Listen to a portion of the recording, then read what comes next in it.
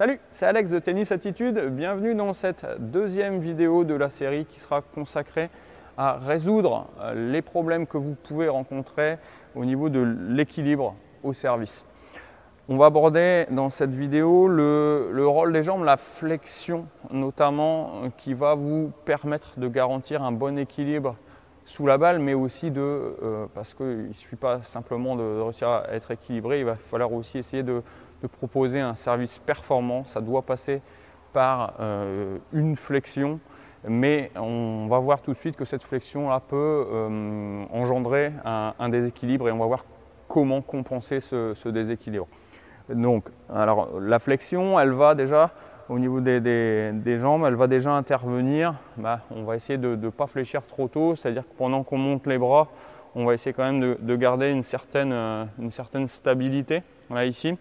Et puis on va pouvoir commencer à fléchir les jambes sur la fin de la montée des bras, voire même si vous êtes là-haut et que vous basculez un petit peu après, ça va marcher aussi. À vous de trouver un petit peu ce feeling-là en vous entraînant. Et donc la flexion idéale va être celle-ci, ça va être celle d'amener les genoux vers l'avant. Donc c'est pas simplement fléchir, tac, on s'assoit, mais ça va être fléchir et faire basculer le poids du corps sur l'avant des pieds.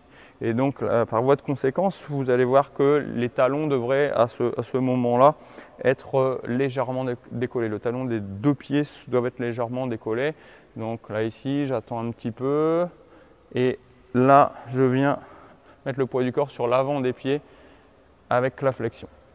Alors, le fait de fléchir et de commencer à transférer le poids du corps vers l'avant avec les jambes, ça peut à ce moment-là entraîner justement un déséquilibre et une bascule et toujours dans la même idée que la première vidéo, là, cette précipitation à se jeter sur la balle.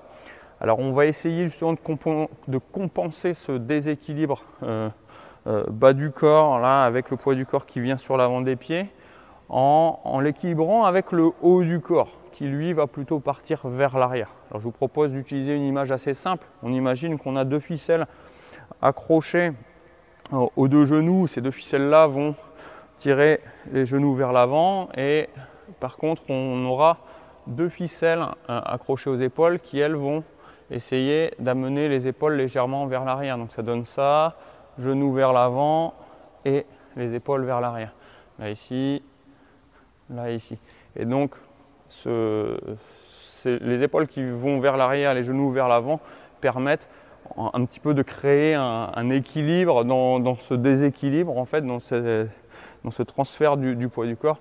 Et puis, le bonus, c'est que si vous arrivez vraiment à trouver cette position-là, vous allez pouvoir donner une énergie maximale à la frappe de balle, puisque en partant de l'arrière, les épaules, en revenant, et grâce à la rotation, vont permettre vraiment de vous donner un service performant. Donc voilà, utilisez un petit peu ça, cette petite image, c'est pas facile à ressentir. On a parfois des flexions qui viennent un petit peu trop là sur le côté, ou alors parce que le pied avant a tendance à tourner, donc ça nous bloque un petit peu, là ça fait un espèce de barrage. Donc fixez bien le pied avant à 1 heure, à peu près, ça c'est facile à faire. Et puis une fois que le pied est fixé, venez avancer les genoux, on bascule légèrement les épaules vers l'arrière, et ensuite c'est la poussée des pieds qui va déclencher le service. Poussée des pieds, le coude et le déclenchement du service. Voilà, j'espère que ça peut vous être utile aussi pour essayer de trouver un compromis entre un bon service et puis un service qui est stable, qu'on va pouvoir reproduire de façon régulière.